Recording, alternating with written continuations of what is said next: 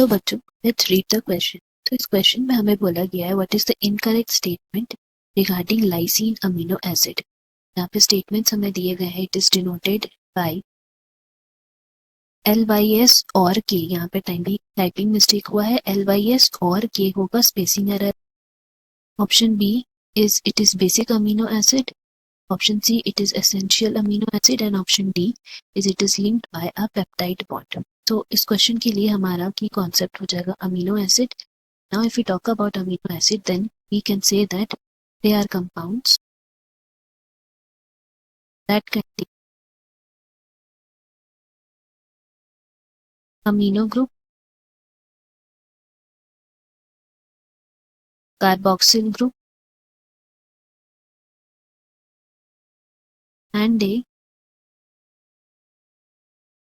Side chain. अब अगर हम लोग बात करते हैं अमीनो एसिड के टाइप्स की, देन हम लोग वेरियस वेज में इसको क्लासिफाई कर सकते हैं। This first way of classifying these amino acids are by the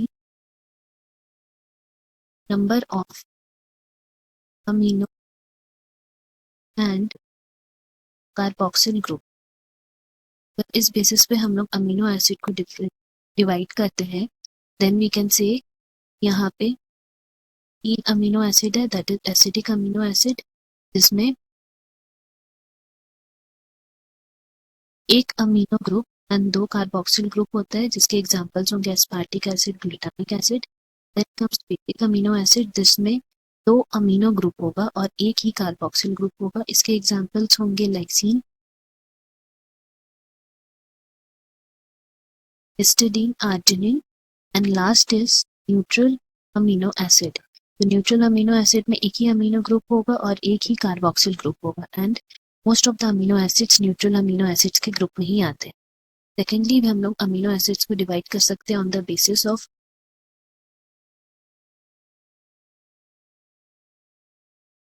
are group. अगर आर ग्रुप के बेसिस में हम लोग डिफरेंशिएट करें, इट कैन एरोमेटिक और नॉन एरोमेटिक। अगर नॉन एरोमेटिक है तो further it can be divided into polar, non polar. इस तरह से we can classify amino acids in various ways. But according to the question, we will be talking about this classification, जिसमें we will be talking about basic amino acid. तो basic amino acid के example में we talked about lysine, and अगर हम लोग lysine के बारे further बात करते हैं then we can say that it is denoted by LYS और K।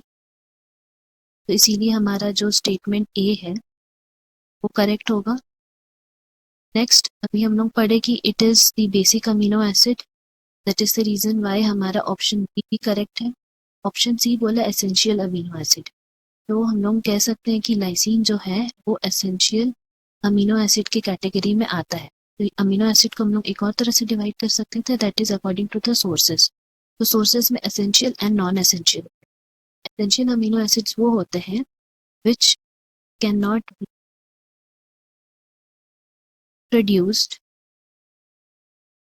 in our body, so they need to be taken in the form of dietary proteins from outside।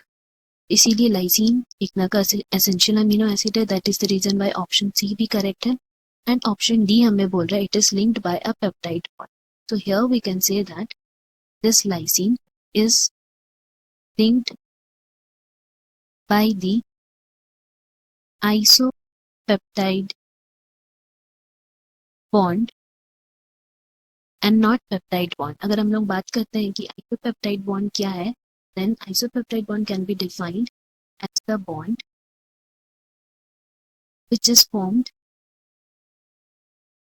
between alpha amino or carboxyl group of one amino acid to the side chain of amino or the carboxyl group of another amino acid। तो इस तरह आइसोपेप्टाइड bond का formation हो। हम लोग बात करते हैं यहाँ पे लाइसीन की।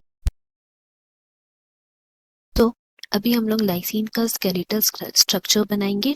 तो it's skeletal structure will be like this, जहाँ पे 2 अमीनो ग्रुप है एंड एक कार्बोक्सिल ग्रुप है।